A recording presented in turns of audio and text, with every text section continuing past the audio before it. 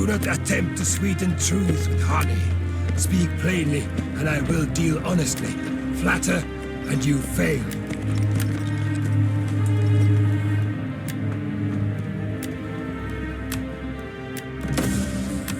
For the good of... What I'm about to say isn't meant to stop you returning home. As far as I care, you can go wherever you wish. But I want you to know how you have behaved towards me, and how I have treated you. I'll begin, as is right, with my father, Philip. When he found you, you were mere peasants, wearing hides, tending a few sheep on the mountain slopes, and you could barely defend them from your neighbors. Under him, you began living in cities, with good laws and customs, and he turned you from slaves into rulers over those very barbarians who used to plunder your land. He conquered most of Thrace, taking the best harbors so there was trade and prosperity, and put the mines to steady work. The Thessalians, they used to terrify you. Well, we rule them now. The Athenians and Thebans, always looking for a chance to attack Macedonia, were so humbled, myself playing my small part in the war, that they no longer take tribute from Macedonia, but instead depend upon us for their protection. My father went to the Peloponnese and put their house in order. Then he was declared supreme commander of all the Greeks for the campaign against the Persians, an honor not just for himself, but for all Macedonians.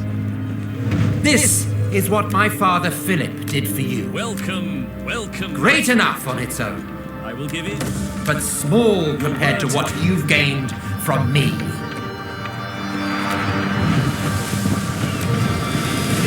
I crossed the Hellespont, even though back then the Persians still commanded the sea. I defeated the satraps of the great King Darius, and made you rulers of Ionia, Aeolis, Phrygia, and Lydia, and took Miletus by siege. My judgment. The rest of the land surrendered willingly, and their wealth became yours. All the riches of Egypt and Cyrene, which I won without a fight, are yours now. Syria, Palestine, Mesopotamia, Babylonia, all belong to you. The wealth of Lydia, the treasures of Persia, the jewels of India and the outer sea. You are now satraps. You are generals and captains. What have I held back for myself apart from this purple cloak and diadem? Nothing.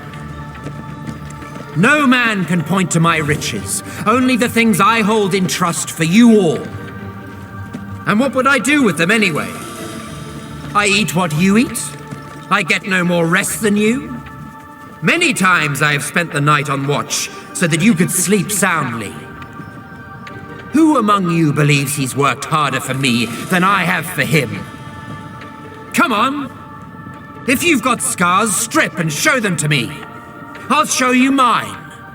There isn't one part of my body, the front at least, that doesn't bear a wound. My body's covered in scars from every weapon you can think of. Swords, arrows, stones, clubs. All for the sake of your lives, your glory, and your wealth.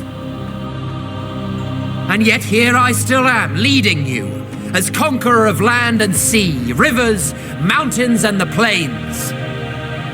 We've celebrated our weddings together. Many of your children will be cousins of my own. I've paid off your debts without asking how you got them, even though you're paid well enough and pillage every city we take. Many of you wear golden crowns, badges of courage and honor given you by me. Any one of us who was killed, who met a glorious end, we buried with full honors. Many now stand immortalized by bronze statues in Macedonia. Their families are honored and pay no taxes. Under my command, not one man has been killed fleeing the enemy. And now I wanted to send back some of you who've been wounded or crippled, or have grown old, to be welcomed back home as heroes. But since you all wish to go, then all of you, go! Go home and tell them that your king, Alexander, conqueror of the Persians, Medes, Bactrians, and Scythians, who now rules over the Parthians, Chorasmians, and Hyrcanians as far as the Caspian Sea, who's marched over the mountains of the Hindu Kush, crossed the Oxus and Tanais rivers, even the Indus, first to cross it since Dionysus himself. I would have crossed the Hyphasis too if you hadn't cowered in fear, who sailed into the Great Sea from the mouth of the Indus, who crossed the desert of Gedrosia, where no one had ever led an army, who took Carmenia, while my fleet sailed the Persian Gulf. When you get home, you tell them that when you made it back to Susa, you abandoned him and went home, leaving him under the protection of the foreigners you'd conquered. Perhaps this report of yours will seem glorious in the eyes of men, and worthy in the eyes of the gods. Be gone!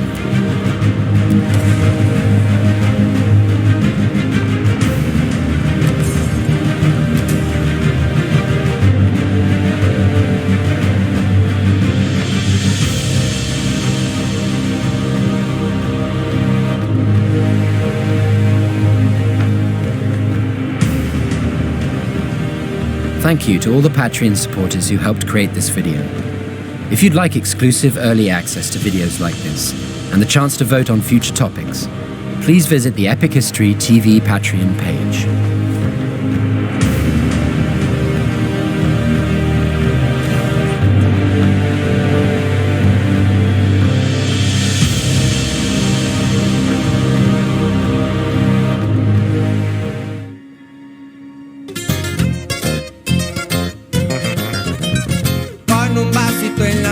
Y el cuerpo siento cansado, fumando voy relajado y la fiesta no va a parar. Supreme la ropita y la clica no se me agüita, las onzas se... You're such a fucking hoe, I love it. I know you like it more, I love it. Fuck you. I'm a professional MMA fighter with a record of 4-1. I'm an up-and-coming fighter, and I'm in love with the coco. I'm in love with the coco. I got it for the Lolo. I'm in love with the coco. I'm in love with the coco. I'm in love with the coco. I got it for the Lolo. Turn up. I'm in love with the coco. Hit my plug, that's my cholo. Cause he got it for the Lolo. If you snitching, I go loco. Hit you with that 38. Niggas thinking that I'm solo. 50 deep, they like, oh no. No, please no. Heard the fans taking photos. I know nothing but the popo. Baking soda, I got baking soda. Baking soda, I got baking soda. Whip it through the glass, nigga. I'm blowing money fast, nigga. I'm in love with the coco. I'm in love with the Connor, I know coco. the media has a ton of questions. I got it reaction for the that's happened Lolo. online is bigger than it ever happened before. I'm in love with the coco. I'm in love with the If coco. this is your last media obligation, I'm you have in love with the coco. I got it for the people Lolo. criticize TBS for leaving the press I'm in conference. love with the coco. Clean, it must be good service. Let's- me is like let's my talk- mom. let's talk Are so And then she does clean work on my girlfriend, and she does clean work on my sister, and then you have a girlfriend. 36, that's a kilo. Need a brick, miss my free throw. I'm in love, just like Neo. Bustin' shots, now he Neo. Free my homies, fuck the deal. Fuck the drugs, fuck my peel. All this talk like a Nino. Water whip like a Nemo. Baking soda, I got baking soda. Baking soda, I got baking soda. Whip it through the glass, nigga. I'm blowing my face, nigga. I'm in love with the coco. I'm in love with the coco. I got it for the Lolo. I'm in love with the coco. I'm in love with the coco. I'm in love with the coco. I got it for the Lolo. What the fuck is wrong with him? I'm in love with the coco.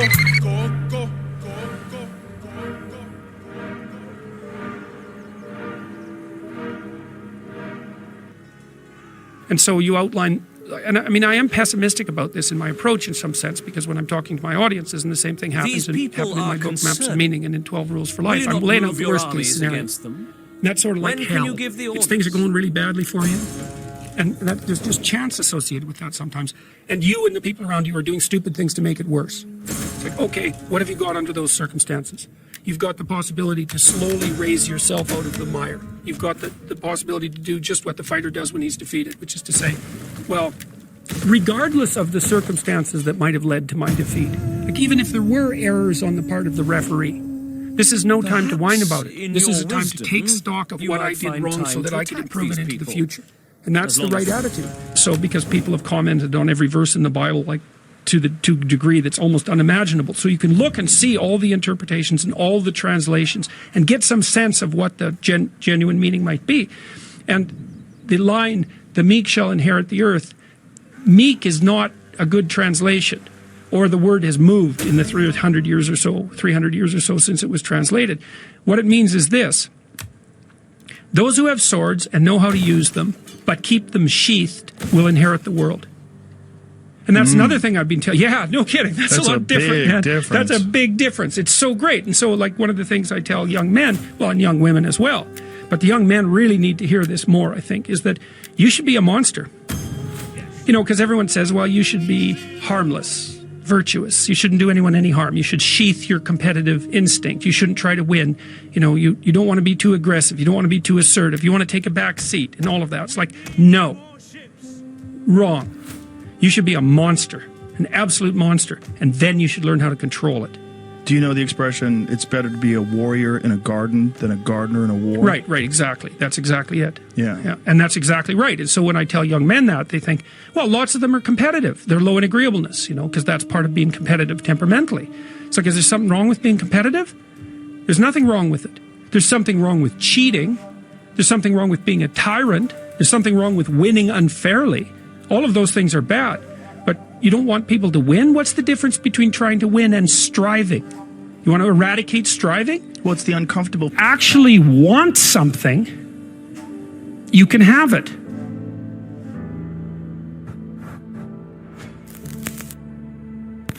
You have to treat yourself like you matter, because if you don't, then you don't take care of yourself, and you become vengeful and cruel. And you take it out on people around you, and you're not a positive force. None of that's good. So you suffer more, and so does everyone around you. And there's a malevolence that enters into it. None of that's good. So that's what happens if you don't treat yourself like you matter. The first thing I would say is, well, you should be afraid of taking risks and pursuing something meaningful. One of the main reasons that people don't get what they want is because they don't actually figure out what it is. And the probability that you're going to get what would be good for you, let's say, which would even be better than what you want, right? Because, you might be wrong about what you want easily. But maybe you could get what would really be good for you. Well, why don't you? Well, because you don't try.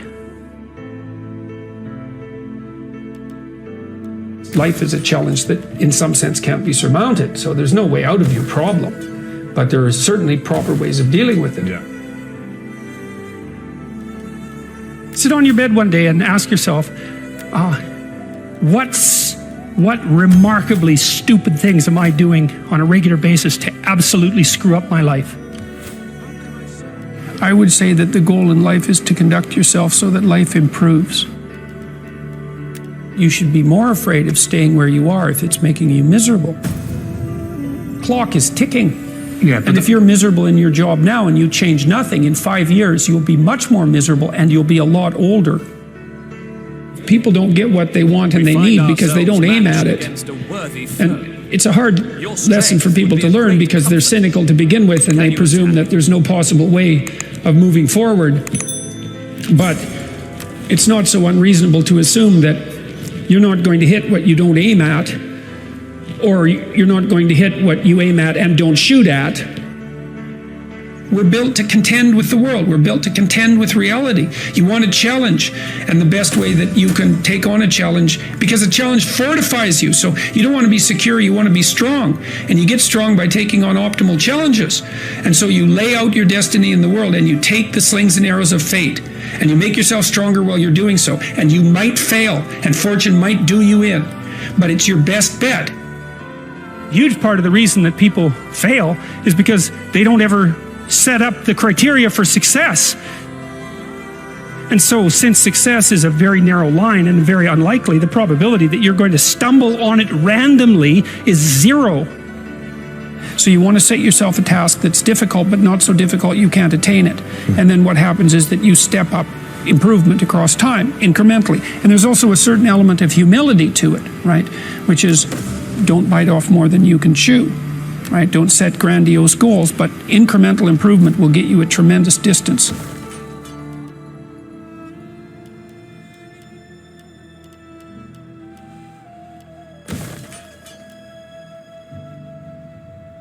It's a luxury to pursue what makes you happy. It's a moral obligation to pursue what you find meaningful. And that doesn't mean it's easy. It might require sacrifice. If you need to change your job too, let's say you have a family and children and a mortgage, you have responsibilities.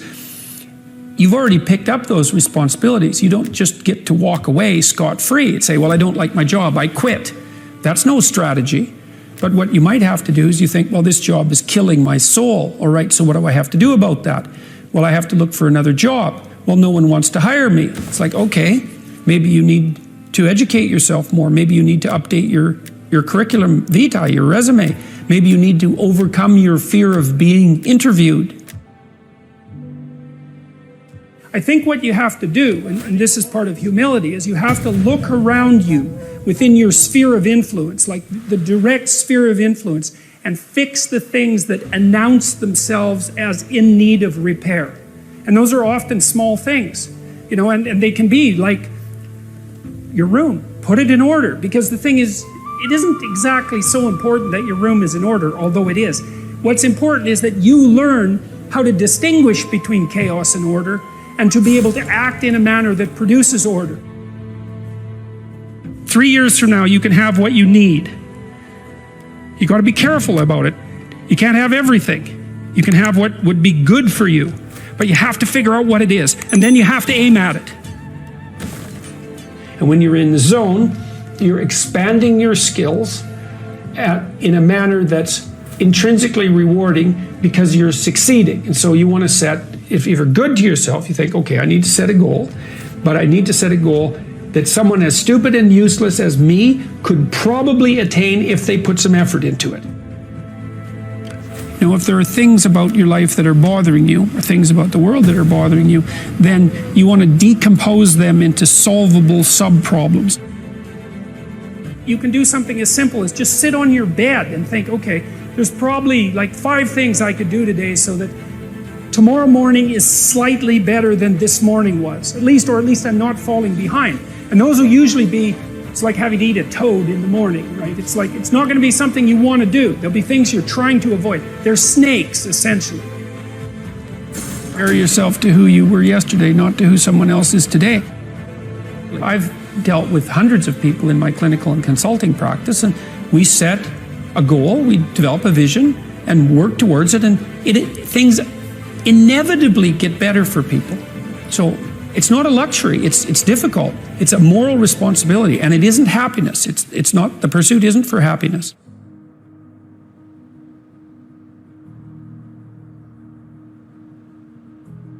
Well, greatness is what reveals itself when you attempt to formulate, when you attempt to carefully articulate and live out what you believe to be true. It just happens, because there isn't anything more powerful than truth, right? That's the antidote to suffering, truth. If you ask yourself, instead of telling yourself, what is it that I could do to set things more right today that I would actually do? It's usually some small thing because you're not that disciplined, Then you can go do it. Lay a disciplinary structure on yourself. Get the chaos in check, and then you can move towards a state that's freer.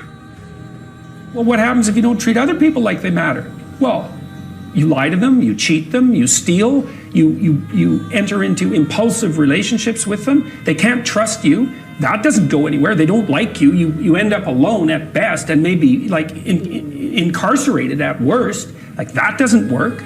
And so you watch the people around you who thrive, regardless of what they say. They act out the proposition that everyone matters. If you're hungry and you eat, well, that's good, but it's over, and then you're on to the next thing, right? It's not exactly sustaining, it's just necessary. That's called consumatory reward, by the way. This other reward system is incentive reward, and the incentive reward system works on dopamine, this neurochemical dopamine, which is also the neurochemical tracks that opiates and cocaine and amphetamines, the drugs that people really like to abuse, alcohol often for some people, activate. And so you might say if you don't have enough meaning in your life, then you're more prone to addiction. And that's definitely the case, even with rats. If you take a rat and you put him in a cage by himself and he has nothing to do, and then you give him access to cocaine, he'll get addicted to the point where he won't do anything but take cocaine. But if you throw the rat back in with a bunch of other rats and he gets to do rat things, then it's very hard to get him addicted to cocaine. And so the purposeless rat is prone to addiction. Well, it's the same with human beings.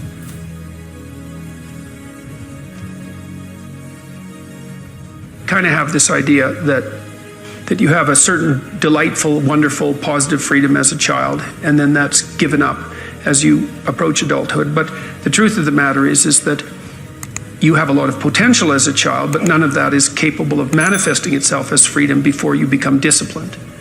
And discipline is a matter of the imposition of order, and the order is necessary, especially for people who are hopeless and nihilistic.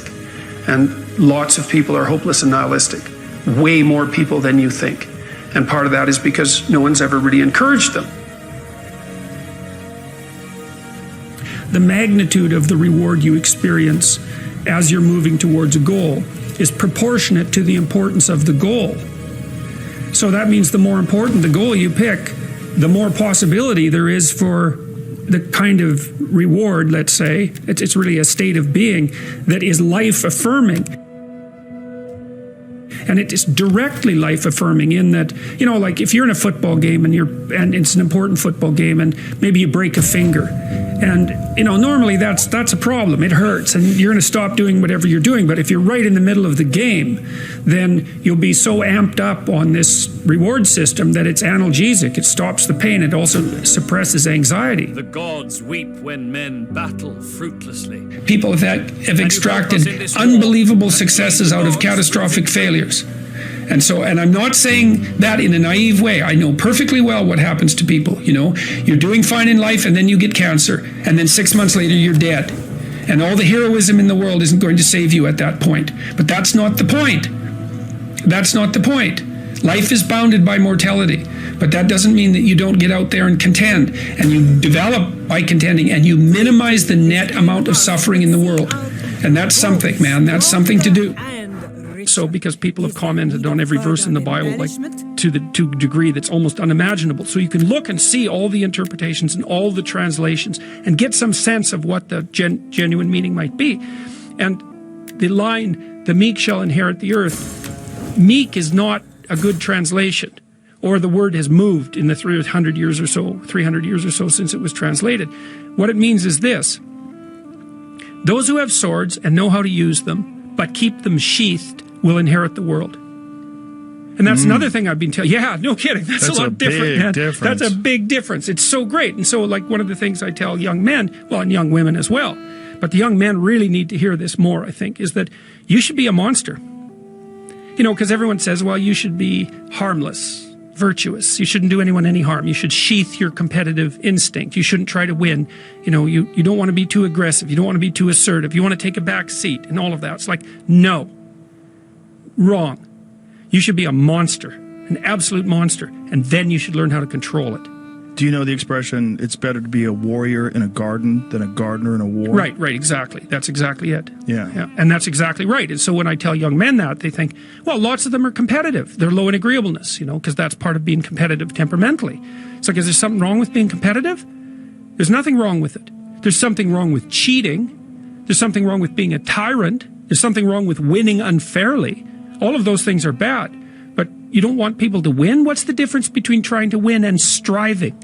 You want to eradicate striving? Well, it's the uncomfortable. And so you outline, and I mean, I am pessimistic about this in my approach in some sense, because when I'm talking to my audiences, and the same thing happened in my book, Maps of Meaning, and in 12 Rules for Life, I'm laying out the worst case scenario. And that's sort of like hell. It's things are going really badly for you. And that there's just chance associated with that sometimes. And you and the people around you are doing stupid things to make it worse. It's like, okay, what have you got under those circumstances?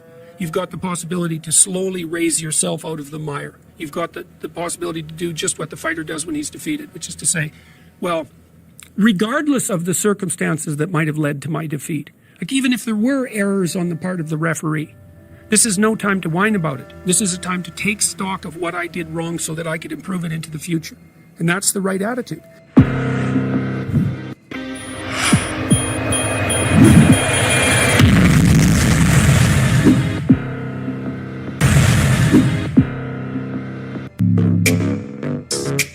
Woods, pretty face, but I'm known for hitting chugs. Got him like, too good. To the yard, he ain't never leave his pretty, on God. Bro, too good. Real boss, keep me, got the Woods, pretty face, but I'm known for hitting chugs. Got him like, too good. To the yard, he ain't never leave his pretty, on God. Bro, too good. Real boss, keep me, got the hood. Real boss, keep me, got the hood. Where did the Persian immortals from 300 come from? They are believed to have originated as a bodyguard unit of Cyrus the Great, which eventually formed the core of the Achaemenid standing army, and whose ranks were reportedly never allowed to drop under 10,000. They bore tall shields, scaled armor, large bows, and distinctive spears with pomegranate designs. In battle, it seems they fought where the action was expected to be the fiercest. Here is one of our only descriptions of this unit in action, where Mardonius was himself riding a white horse in the battle and surrounded by 1,000 picked men who were the flower of the Persians. There, they pressed their adversaries hardest. So long as the general was alive, the Persians stood their ground and defended themselves, overthrowing many Spartans. In commemoration of their great legacy, the 1942 Iranian army even created its own immortal guard. We fight them! Every nobleman who had a will to fight was at that meeting! We cannot beat an army! With the 50 farmers we can raise! And we do not have to beat them. Just fight them. Your father was a fighter. I know who my father was. I came back home to raise crops and, God willing, a family. If I can live in peace, I will. I love you. Always have. I want to marry you. Assault on the king's soldiers. Meet me at the grove. Right! They're getting away! Is the same as an assault on the king himself. Move! Go home. We'll have no homes left when the English garrison from the castle comes through and burns us out. And they will. I'm William Wallace. Go back to England and tell them there that Scotland's daughters and her sons are yours no more. Tell them Scotland is free. A rebellion has begun. Under whom? A commoner named William Wallace. Blood is spread, and the Highlanders are coming down on their own. Aye, in droves of hundreds and thousands. If I risk my neck for you, will I get a chance to kill Englishmen? Hold! Who's with me? I am Wallace. Are you ready for a war? Here are Scotland's terms. Lower your flags and march straight back to England, stopping at every home you pass by, to beg forgiveness for 100 years of theft, rape, and murder. Sons of Scotland, I am William Wallace, and I see a whole army of my countrymen here in defiance of tyranny. You've come to fight as free men. Free men you are. What will you do with that freedom? Will you fight? Fight? Against that? No! We will run! And we will live. Aye? Fight and you may die. Run. You'll live. At least a while. And dying in your beds, many years from now, would you be willing to trade all the days from this day to that for one chance, just one chance, to come back here and tell our enemies that they may take our lives, but they'll never take our freedom!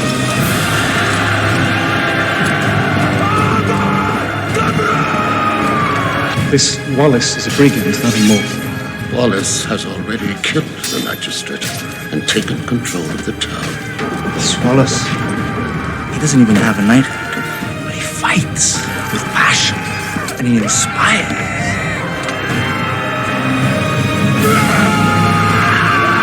William Wallace killed 50 men. 100 men with his own sword. Cut through them like Moses through the Red Sea. Sir William, in the name of God, we declare and appoint thee guardian and high protector of Scotland, and thy captains as aide-de-camp. Stand and be recognised.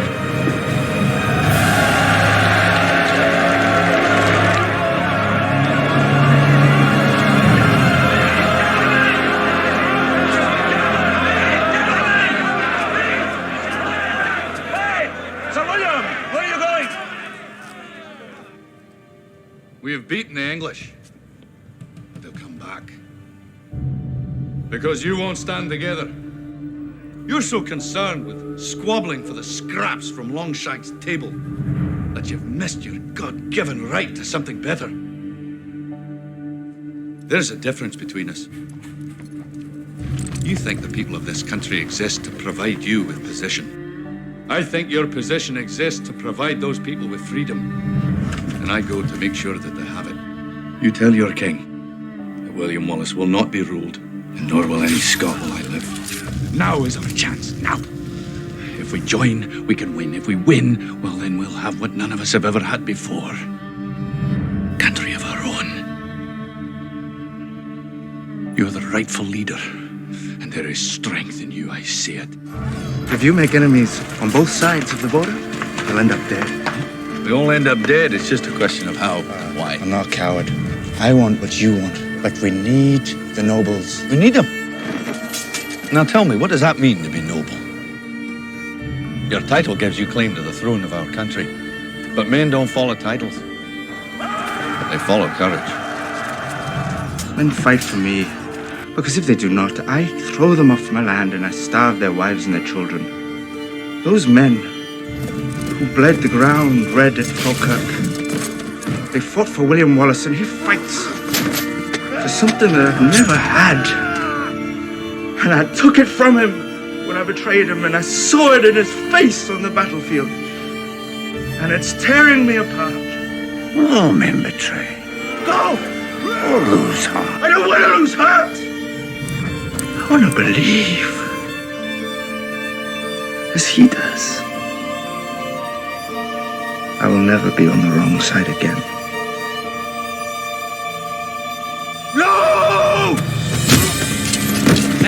demon bastards! You couldn't agree on the colour of shite! It's a trap, are you blind? Joining the nobles is the only hope for our people. I don't want to be a martyr. Nor I. I want to live. I want a home and children and peace. Do you? I do. I've asked God for those things. It's all for nothing if you don't have freedom.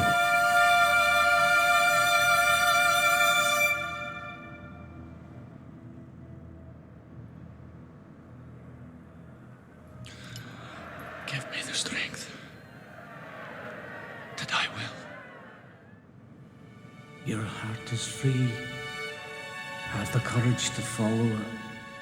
William Wallace, you stand in taint of high treason. Against whom? Against your king. Have you anything to say? Never in my whole life did I swear allegiance to him. I come to beg you to confess all and swear allegiance to the king that he might show you mercy. Will you show mercy to my country? Rope! Confess, and you may receive a quick death. Perhaps even live in a tower. In time, who knows what can happen? Aye, and you must be purified by pain. If you can only live. Do you confess? If I swear to him, then all that I am is dead already. We'll die, it will be over. Every man dies. Not every man really lives. Just say it. Cry out. Mercy. Mercy, God. Mercy. Just say it.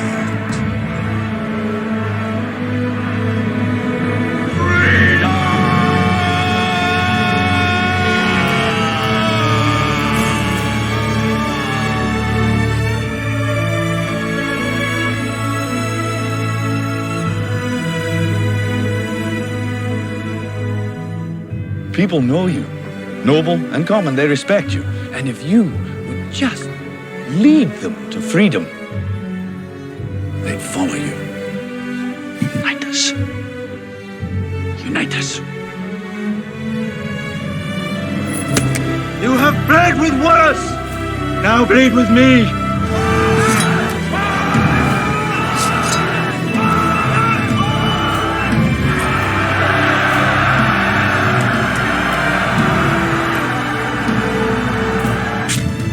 In the year of our Lord, 1314, patriots of Scotland, starving and outnumbered, charged the fields of Bannockburn. They fought like warrior poets. They fought like Scotsmen, and won their freedom.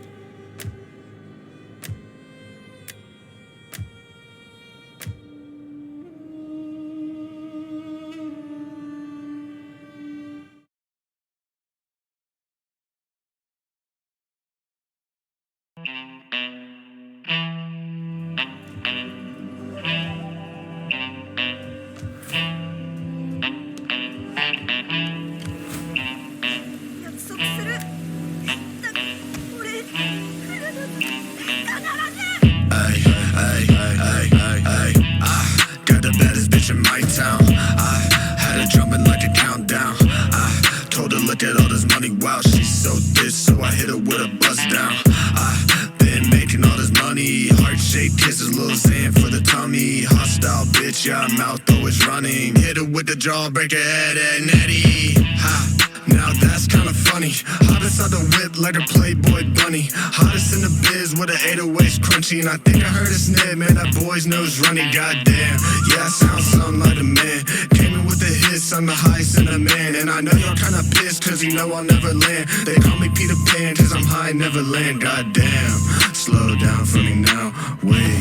Slow down for the crowd, wait. Slow down for me now. Drop that shit, let it motherfucking bounce. Wait, slow down for me now. Wait, slow down for the crowd. Wait, slow down for me now. Drop that shit, let it motherfucking bounce. I got the baddest bitch in my town. I had her jumping like a countdown. I told her look at all this money, wow, she's so thick, so I hit her with a bust down. I just sold my soul, feeling ludicrous with the blueberry roll. If you want a feature, you can come pay the toll. Stop right there, think I'm already sold. I sell out like a top hit, bass keep bumming like the crowd with a mosh pit. So many bitches need to tell them all to stop it. Only so much room up here in the cockpit. Be welcome, I suppose. Now speak as you will and try to be interested.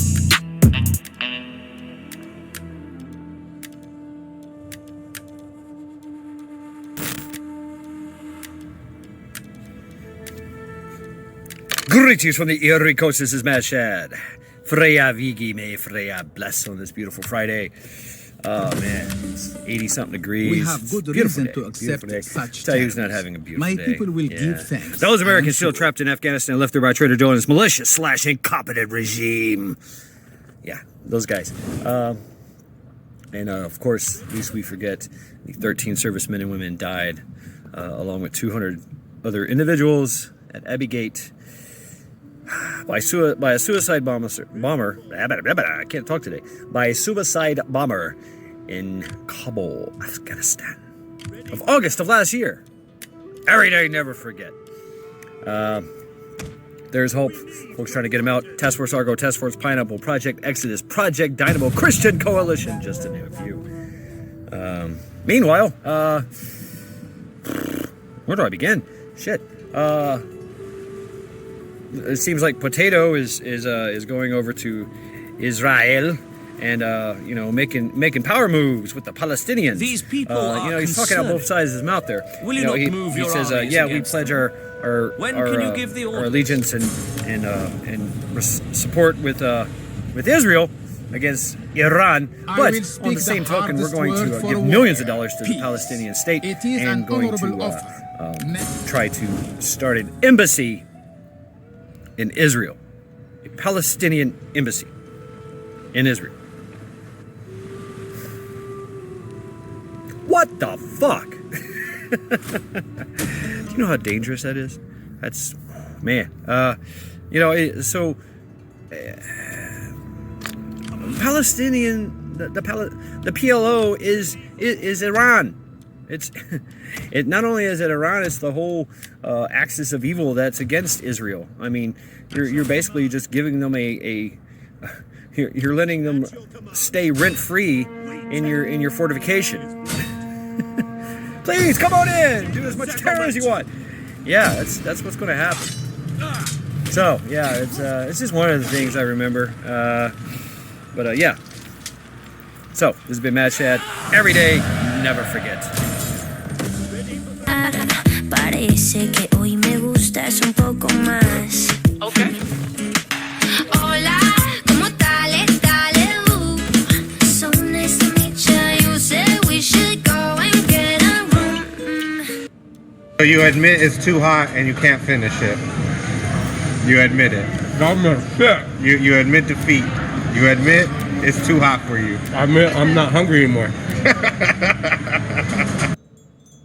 You want to tell Joe Biden right now? A, B, C, D, E, for you and your mom and your sister and your job and your broke ass car and that shit you call or for you and your friends that I'll never see again. Everybody but your dog you can more fuck up. Na na na na na na na na. A, B, C, D, E, for you.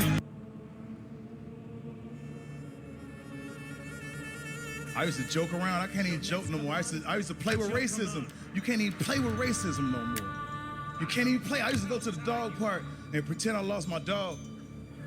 And I have white people help me look for him. I'm like, his name, nigga. I speak for the Senate and all Rome. Like, nigga! You should carefully consider this offer. You don't like dogs? I mean, it's the nigga! Nigga, please! You're exciting, boy, come find me. Psych!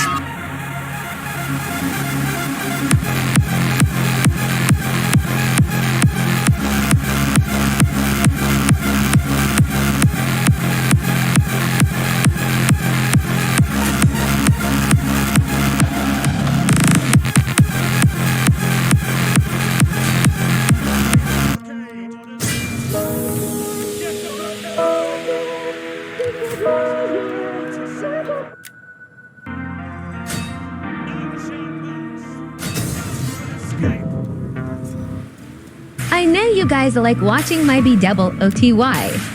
So here it is.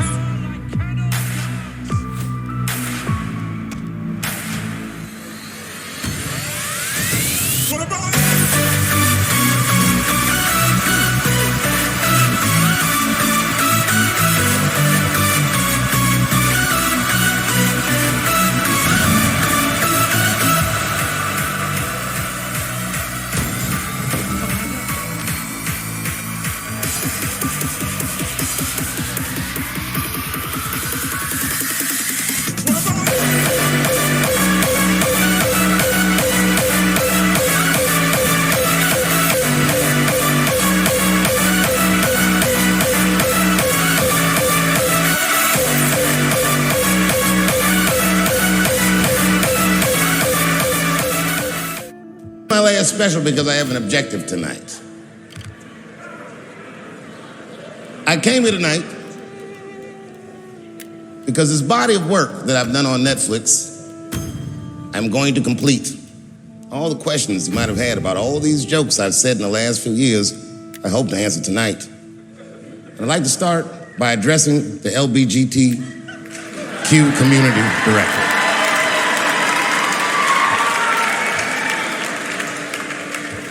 And I want every member of that community to know that I come here tonight in peace. And I hope to negotiate the release of the baby.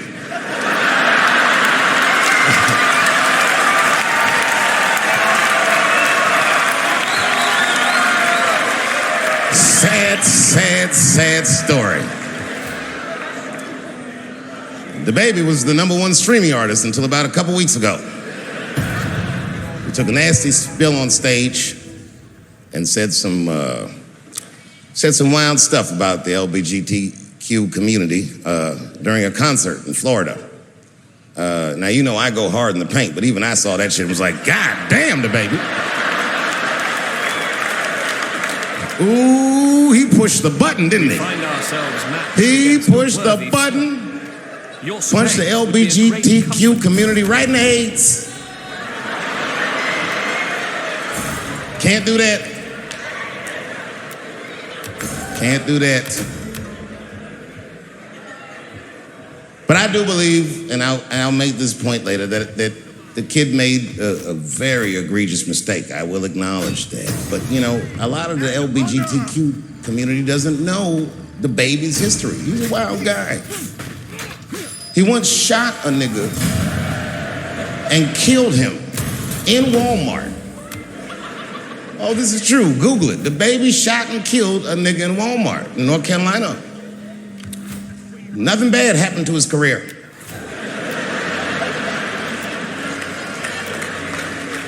Do you see where I'm going with this?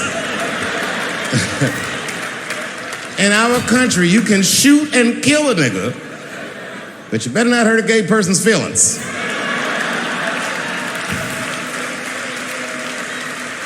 And this is precisely the disparity that I wish to discuss. I have a question for the audience. And this is a real question. I'm not joking around. Is it possible that a gay person can be racist?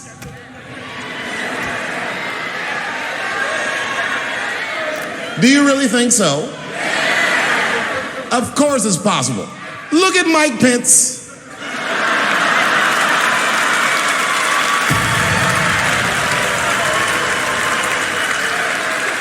Who I'm guessing, but I bet you he's gay. And he's not Pride Parade gay We would be either. forever in your debt if you He's sad gay. Are these words Feel from bad a for him. sober tongue? If He looks so, like one of then I them must gays accept that them. prays about it. I hope that this offer of kindness will be taken in the right Jesus, spirit please of take these dirty feelings out of my heart. Your lack of acceptance Please, is Jesus, disappointing. make these buttholes ugly to me. Will not hear the prayers I want to keep on tasting these dicks.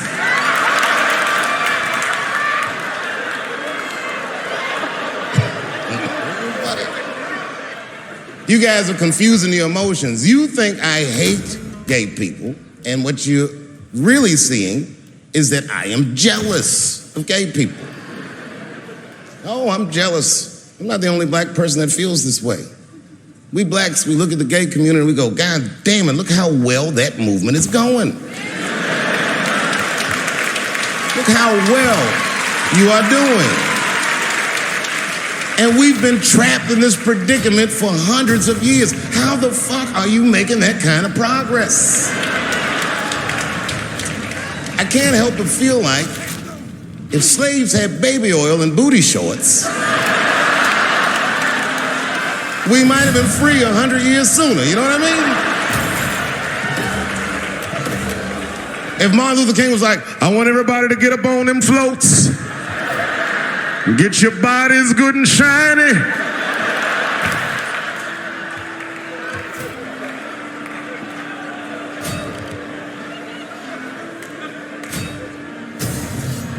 I don't hate gay people at all. I respect the shit out of you. Well, not all of you.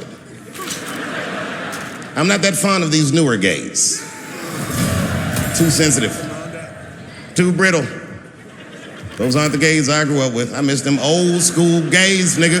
Them Stonewall niggas. Them the ones that I respect.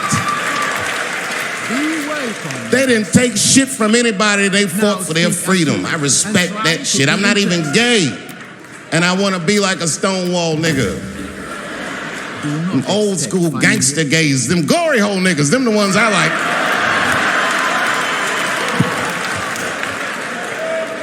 These new gays don't even know what the glory hole is. It's a hole in the wall the gay contractors built. You wanna know why they put that hole in the wall? I'll tell you, and there's no nice way to say it. Because when they wanna have some fun, they will put their penises in that hole and hope for the best. I respect that shit. There's a lot of courage on both sides of that hole, nigga.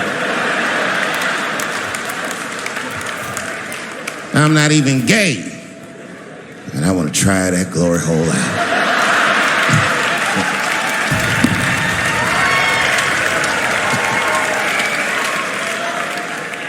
What if Martin Luther King had to integrate the glory hole? I don't care if it's black lips back there or white lips back there. A mouth is a mouth. A warm, wet mouth. I'm going all the way.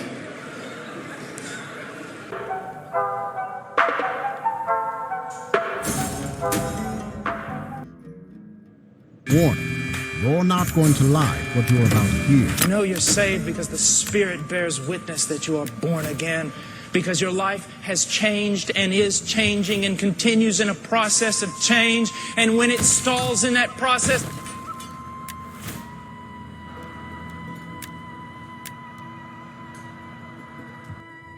Jesus did address homosexuality.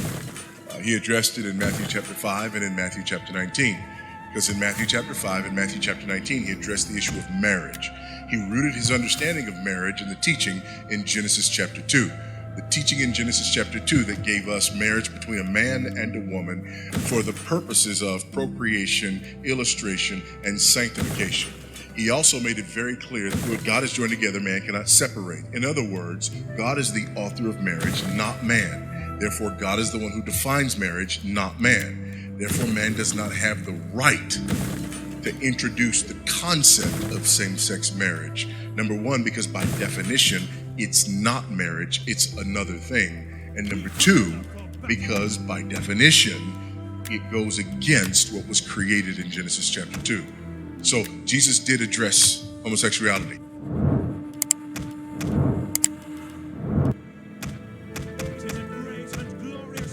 As life moves forward, we realize that excitement isn't just for the young, that old dogs can learn new tricks, and that it's okay if life gets a little easier. We understand that life may look a little different, yet we believe friendships and memories are still to be made. So to those who say the best days are in the past, Will you stand idle? we beg to Do differ. these insolent As dogs seasons serve change, nothing in your we'll bellies? be here. Are you turned into women? I'm Joe Biden, and I approve this message.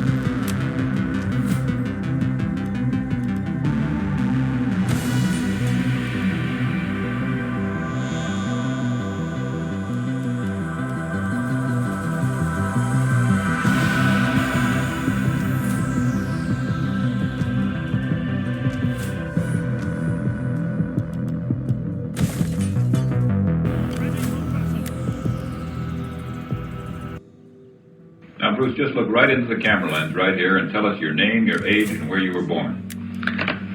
My last name is Lee, Bruce Lee. I was born in San Francisco in 1940. I'm 24 right now. And you worked in motion pictures in Hong Kong? Yes, since I was around 6 years old. And when did you leave Hong Kong? 1959, when I was 18. I see. Now look over to me, Bruce, as we talk. I understand you just had a baby boy? Yeah, And you've lost a little sleep over it, have you? 3 nights. And tell the crew what time they shoot the pictures in Hong Kong. Well, it's mostly in the morning because it's kind of noisy in Hong Kong, you know, around 3 million people there. And so every time when you have picture, it's mostly, say, around 12 a.m. to 5 a.m. in the morning. I see. They love that there. And you went to college in the United States? Yes, And what did you study? philosophy. I see. Now, you told me earlier today that karate and jiu-jitsu are not the most powerful of the best forms of Oriental fighting. What is the most powerful of the best form? Well, it's bad to say the best, but in my opinion, I think Kung Fu is pretty good. Would you tell us a little bit about Kung Fu? Well, Kung Fu is originated in China. It is the ancestor of karate and jiu-jitsu. It's more of a complete system and it's more fluid. By that I mean it's more flowing. There is continuity in movement instead of one movement, two movement, and then stop. Would you look right into the camera lens and explain the principle of a glass of water as it applies to Kung Fu? Well, Kung Fu, the best example would be a glass of water.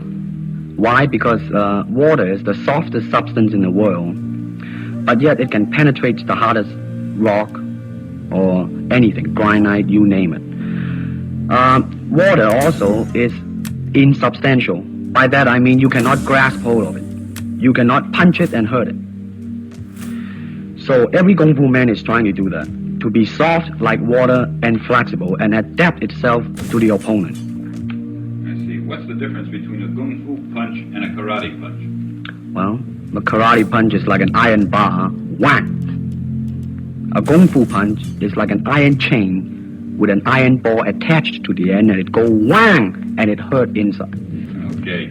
Now we're going to cut, and in just a second we'll have you stand up and show us some Kung Fu and some movements in Kung Fu. Okay. Cut. Got it. Test X2, take one, speed. Now look directly into the camera, Bruce. Directly at it. And now give me a 3/4 this way. And hold it. And give me a profile that way, all the way. Good, hold it. Now come back to a profile on the other side. And hold that. Give me a 3/4 on that side. And then give me right into the camera again. All right, now the camera will pull back, and we find ourselves first matched show me against the a worthy foe. movements in the classical Your Chinese strength theater. would be a great comfort. Classical Chinese Well, theater. you know what we talked about in the office, how they walk and how they start to move. Well, in Chinese opera, they have the warrior and then the scholar. The way the warrior walk will be something like this. Walking this way, straight, come out, bend, straight, and then walk out again. An ordinary scholar would be just like a female, a weakling, 90 pounds in child Alice. You'll be just walking, like a girl, real, shoulder up and everything. So by the way they walk, you can immediately tell who they are. Right, what character they represent. Now, show us some Kung Fu movements. Well, it is hard to show it alone, but I will try to do my best. All right, maybe one of the fellows will walk in. You want to walk Yeah, in? it would be... Go ahead. Go ahead. Go ahead. Come on, lady. Okay. There you go. Although accidents do happen, but there are various kind of strike. It depends on where you hit and what weapon you will be using. To the eyes, you would use fingers. Don't worry. To the eyes. Or straight at the face, from the waist, everything on. Hold it just a minute. Let's move this gentleman around this way so you're doing it more into the camera. Okay, swell. And then there is band arm strike, using the waist again into a back fist. And let's have the assistant director back up just a way. Okay, go ahead. Continue. And then, of course, Kung Fu is very sneaky. You know, the Chinese, they always hit low. From high, go back to the groin. Now turn around the other way with you, Bruce. Oh, okay. Yeah. And, Would you want him to? yes. These are just natural reactions. Right. That is natural. Right into the camera. Cheat into the camera a little bit and show this again. All right. Go ahead. There is the finger jab. There is the punch. There is the back fist and then low. Of course, then they use leg straight at the groin or come up. Or, if I can back up a little bit, they start back from here and then come back. All right. It's kind of worried. He has nothing to worry about. Now, once again, show us how a good Kung Fu man would very coolly handle it and walk away, rather than get involved in a series of actions. Cut it. Sound. Okay. Test X2, take two, speed. Now, Bruce, so that we can clearly see what you're doing this time, we'll face the fact that there's nobody there. Show me now the difference between Jiu-Jitsu, which is long and involved, and Kung Fu, which is very quick if you have an opponent. All right, for instance, you will read it in a book, in a magazine and everything, that when somebody grab you, you will first do this, and then this, and then, thousands of steps before you do a single thing. Of course, these kind of magazine would teach you to be feared by your enemies and admired by your friends and everything. But in Kung Fu, it always involves a very fast motion. Like, for instance, a guy grabbing your hand. It's not the idea to do so many steps. Step him right on the instep. He'll let go. This is what we mean by simplicity. Same thing in striking and in everything. It has to be based on a very minimum motion so that everything would be directly expressed. One motion, and he's gone. Doing it gracefully, not to go yelling and jumping all over him, but to do it. Excuse me. Okay, now show me once again just a few movements there. Well, Kung Fu can be practiced alone or with a partner. Practicing alone, they involve forms. Some imitate a crane, a monkey, a praying mantis. This is a crane form. Start off.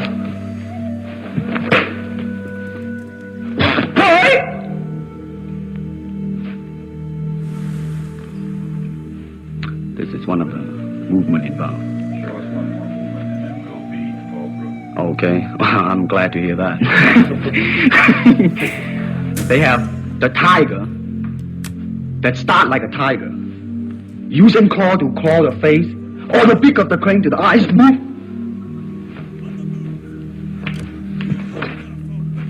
This is some of the movement involved.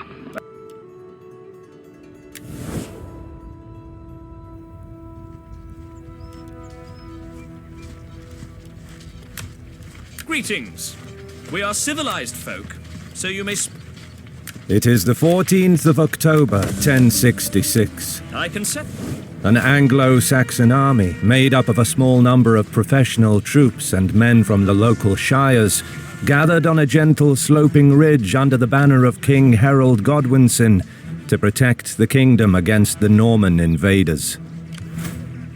The invading host was a well-equipped, highly trained amalgam of Norman knights, archers and infantry, led by the formidable Duke William of Normandy, who came to stake his claim to the crown of England. On the fields and slopes of Senlac Hill, near the town of Hastings, history is about to be made. I'm pleased to say that for this video we partnered up with Field of Glory 2, Medieval. This is a deep, historically accurate and expertly researched turn-based tactical game set in the High Middle Ages from 1040 AD to 1270 AD. I'm having an absolute blast playing it. Take control of the battle and lead your chosen army with its named generals to victory. Draw your forces from historically accurate orders of battle that allow all of the tactical options and variations that a real general of that nation from the era would have had. Relive historical scenarios covering key engagements of the period on an epic scale. This includes legendary battles of the period such as Hastings, Lake Pipus, Bouvines, and many more. Choose from set-piece historical battles or what-if custom battle situations, or even create your own battles with the random map generator. You can produce an infinite variety of historically realistic battlefield maps for custom battles that can be played against the AI or human opponents.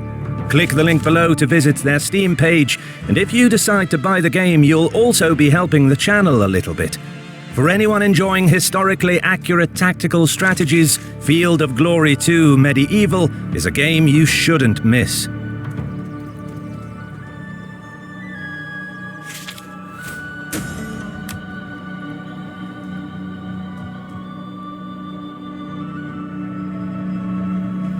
It is the late 9th century. Having already pillaged and wrought terror upon numerous settlements across the North Sea, Viking raiders appeared on the shores of Francia.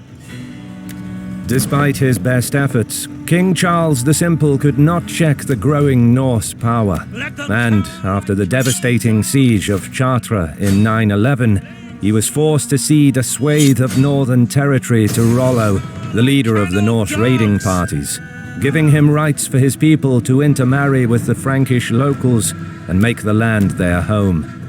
This paved the way for the Duchy of Normandy, and with Duke Rollo as its founder, established a dynasty that would leave a lasting legacy on Western Europe.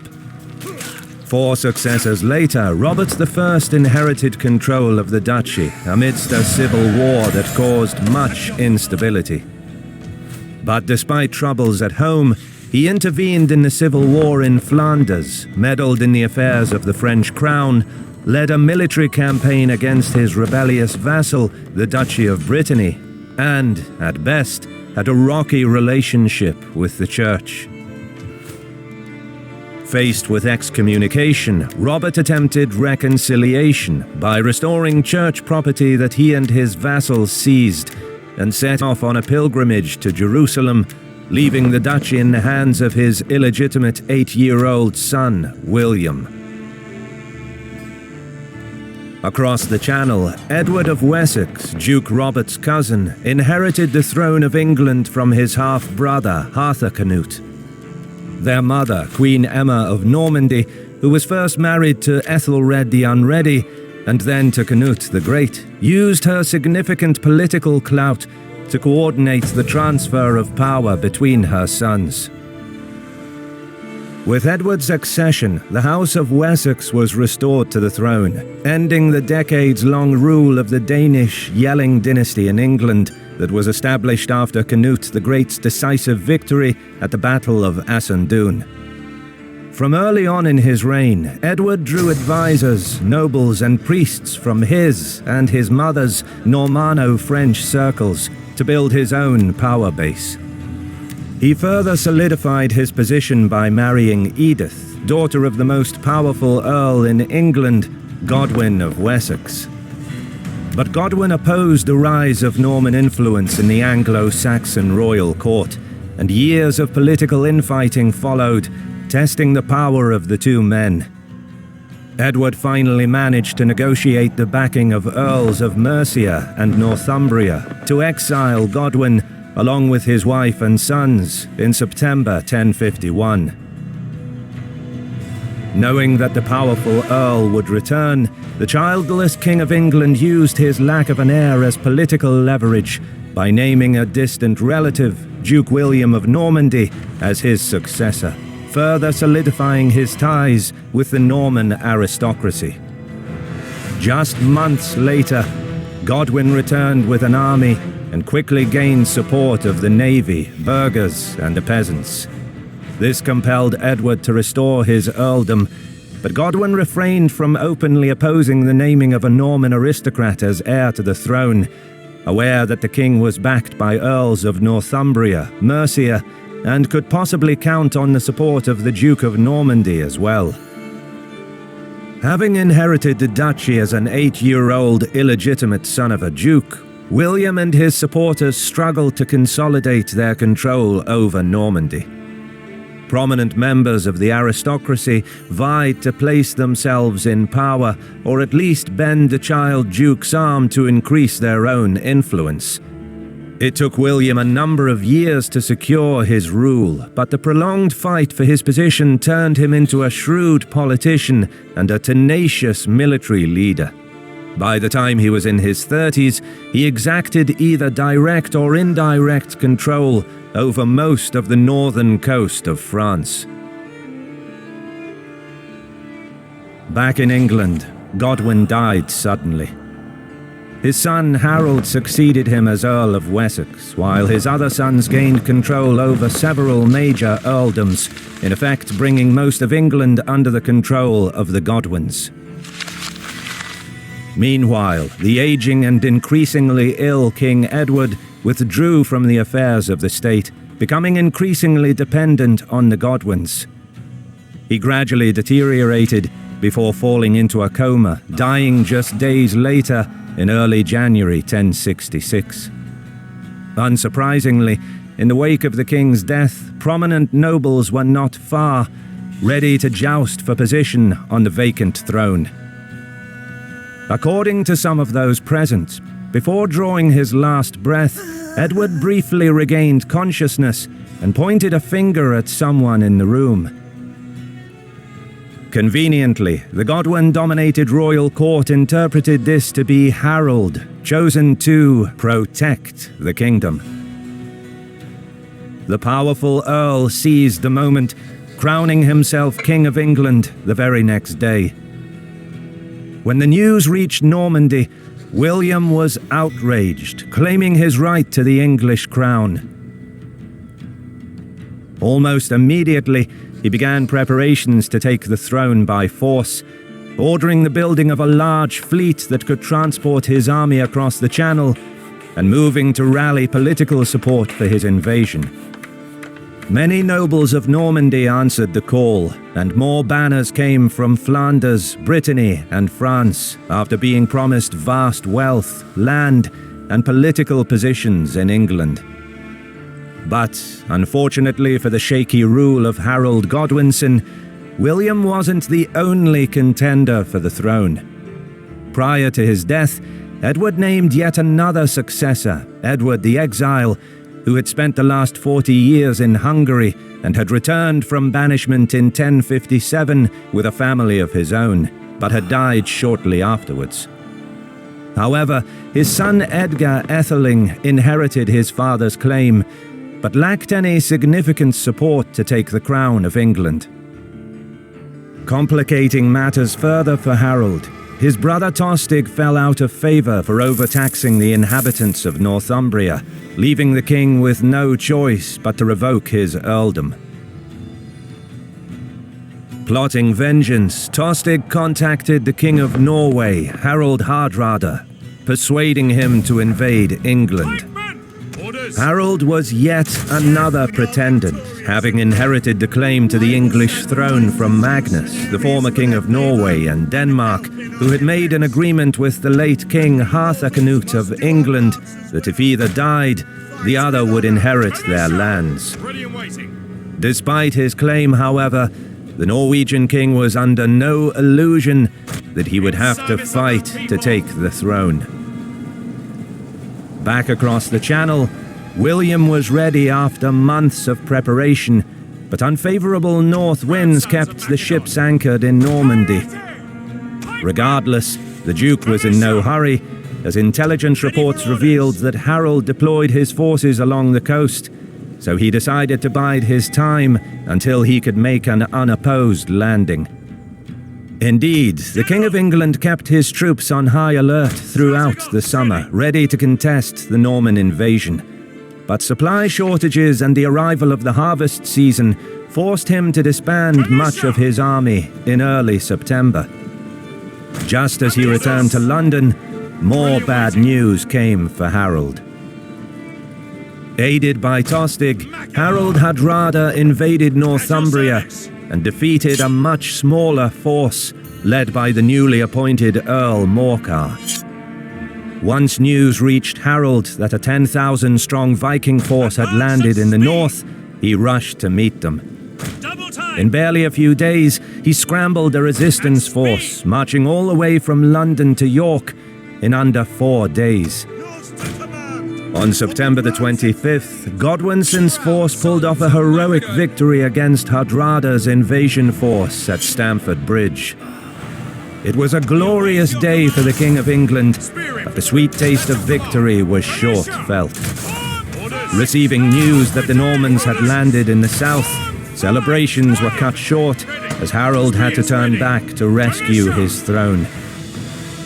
Aware that the King of England was busy in the north, Duke William took his time to set up a strong position, aware that resupplying his army would be difficult in case of a long campaign. He captured Pevensey, then advanced on Hastings further up the coast. Both towns were fortified, from where he could now raid the surrounding area.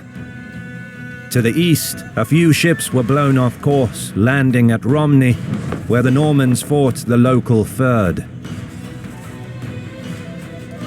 By early October, Harold reached London after a grueling forced march, his troops still exhausted from the battle at Stamford Bridge that took place just a few days ago. The army encamped near the capital for a week, preparing their equipment for the upcoming engagement and attempting to catch up on some much-needed rest. He probably could have waited to assemble a larger army, but as soon as his troops were sufficiently ready, Godwinson eagerly marched to meet the Normans, confident after his recent stunning victory.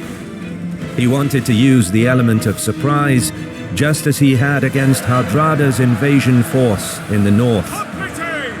But as the Anglo-Saxon army closed in, Norman scouts spotted their movement. With William now marching to meet him, Harold chose the ground suitable for his army, some 10 kilometers northwest of Hastings, where he waited for William. Quick march! Orders! At speed! Harold's army was comprised almost entirely of infantry. Lacking mobility, he took up a defensive position on the Senlac Hill, atop of a south-sloping plateau, with dense woodland and swamps protecting his flanks and rear. Professional contingents of housecarls formed in the center, though their ranks were fairly depleted after the bloody encounter just 2 weeks ago.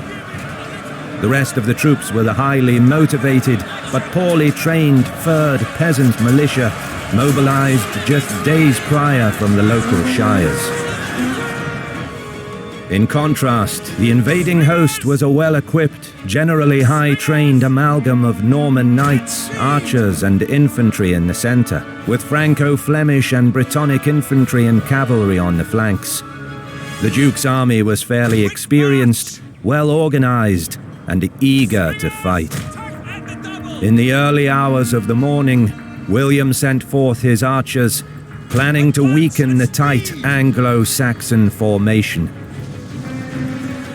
But Harold packed his men in a tight formation, knowing that sticking together and taking a strong defensive stance was their best bet at a victory. The arrow volleys shot uphill and were largely ineffective, directly hitting the shield wall at a flat angle. Most of the arrow fire was absorbed by the Anglo-Saxon shields. Nonetheless, the Duke ordered his infantry to pass through the archers and head up the slope to test Harold's line. He counted on his footmen to provide the main fighting grunt of the battle, but despite their best efforts, they were unable to open gaps in the solid shield wall. William then led his knights up the slope, hoping their shock charge would punch through the embattled enemy infantry. But the shield wall held. By midday, the combined push of heavy infantry and mounted knights failed to break the resolve of the defenders. Norman cavalry struggled to fight against Harold's men, who were swift to cut down the horses with their axes. They were forced to fall back and regroup for another charge, but the Bretons on the left mistook this maneuver for a rout and began to flee. Some in the Anglo-Saxon line broke formation, leaving the solid shield wall to pursue the enemy. Seeing the rout on his left, William ordered the rest of his troops to disengage and withdraw back down the slope. It was reported that the Duke had 2 horses slain under him during the chaotic fighting, fueling a rumor that he was struck down, which added to the confusion. To prevent a complete rout, William removed his helmet and rode through the ranks in full view of his troops, yelling at the men that he is alive. He then commanded a contingent of Norman knights to strike the flank of the pursuing 3rd Militia and managed to rally some of the fleeing troops on the left. As the reformed infantry faced about and the knights closed in, the Anglo-Saxons were forced onto a small hillock where they were surrounded and destroyed. Wanting to seize the moment now that Godwinson's line had thinned out after heavy fighting, William launched a general assault, personally leading the charge. Archers again shot uphill at the shield wall, but just like the last time, their arrows bounced off the tightly packed shields of the defenders. The advancing Norman infantry, followed by the mounted knights, were met with a barrage of spears, axes and stones before locking weapons with the Anglo-Saxons. Unable to force openings in the shield wall, once again the attack failed and the Normans retreated back off the ridge. A break in the fighting probably occurred early in the afternoon, as both armies needed rest and food. With losses mounting for the Normans, it seemed that Harold's plan was working. Seeing the futility of the attacks against the solid Anglo-Saxon line, William revised his strategy, this time sending only his knights forward. Looking to recreate the accidental success on the left flank that drew out some of the Anglo-Saxon infantry earlier in the day, the knights were tasked with charging Harold's line at various points and then retreating back to try and lure the defenders into giving chase down the slope. The Normans engaged the defenders in a brief skirmish before pulling back.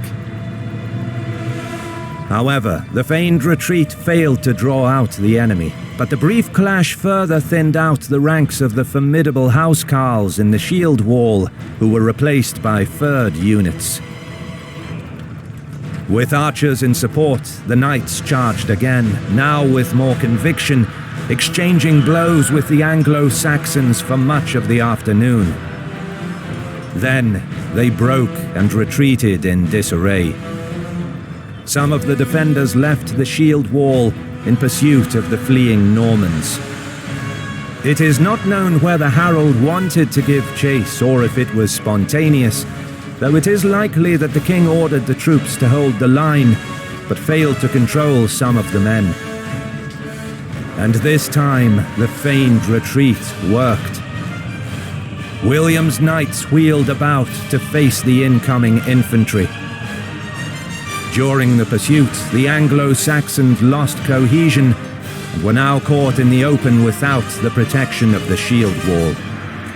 Spending much of their energy charging down the slope, the footmen stood no chance against the mounted Norman knights and were quickly overrun. Having dismantled part of the shield wall, the rest of William's army struggled up the hill, bearing down on Harold's remaining units. With a renewed fervour on the invading side, the Duke's infantry and cavalry struck the Anglo-Saxon line. Unable to fight effectively against the better-armed Normans and French, the Anglo-Saxon units rapidly crumbled, with their forces breaking apart and being surrounded by the invading parties. It was at this chaotic time that legend has it Harold was tragically shot in the eye, according to some by friendly fire. He was subsequently toppled from his horse and brutally hacked to pieces by several Norman knights. The death of their king was a horrendous morale blow to the Anglo-Saxons, who began to flee the field, chased down by Norman soldiers. And so it was, the historic Battle of Hastings fell to a decisive victory for the invading Norman forces, and a tragic defeat for the Anglo-Saxons, who lost their king, a man who would ultimately become immortalized not only on the Bayeux tapestry, but in history itself.